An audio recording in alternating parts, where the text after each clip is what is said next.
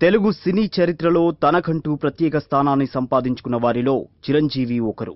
కొణిదెల శివశంకర వరప్రసాద్గా ప్రవేశించి మెగాస్టార్గా మారడంలో ఆయన పడ్డ కష్టాలు అంతా ఇంతా కావు. ఎలాంటి గాడ్ ఫాదర్ లేకుండా కేవలం స్వయం కృషినే నమ్ముకుని అగ్ర హీరోగా అవతరించడం చిరంజీవికే సాధ్యమైంది.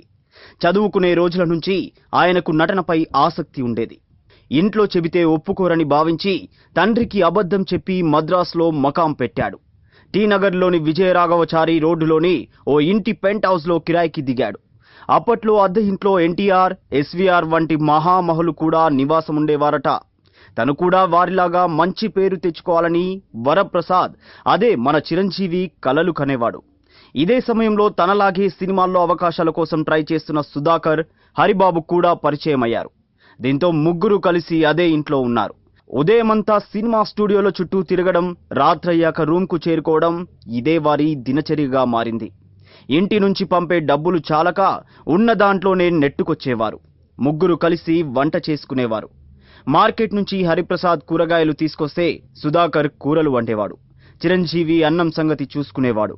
అలా ముగ్గురు ఒక్కో పని పంచుకుని కలిసి కట్టుగా సినిమా అవకాశాలు వెతుక్కునేవారు. ఈ క్రమంలోనే మొదటగా సుధాకర్కు బ్రేక్ వచ్చింది. కెరీర్ తొలినాళ్లలో తమిళనాట యంగ్ హీరోగా వరుస విజయాలతో సంచలనం సృష్టించిన సుధాకర్ తరువాత తెలుగులో హాస్య పాత్రలు చేస్తూ బిజీ అయిపోయాడు. ఇదే సమయంలో హరిప్రసాద్ క్యారెక్టర్ ఆర్టిస్ట్గా సెటిల్ అయిపోయాడు.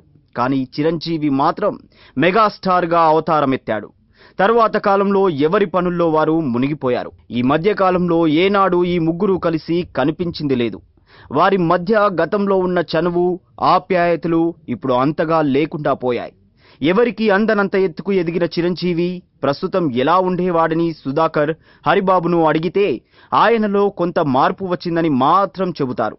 చిరంజీవి చుట్టూ ఉన్న కొందరు వ్యక్తులు ఆయన తమతో కలవకుండా చేస్తున్నారని వాపోతున్నారు. ఏదేమైనా వ్యక్తిగతంగా చిరంజీవి మంచి వ్యక్తి అని సుధాకర్ చెబుతున్నాడు.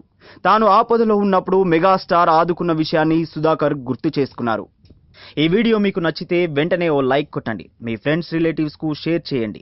ఇలాంటి మరిన్ని ఇంట్రెస్టింగ్ వీడియోలు చూడాలనుకుంటే మా యూట్యూబ్ ఛానల్ను సబ్స్క్రైబ్ చేయడం మాత్రం మరవకండి. Thank you for watching.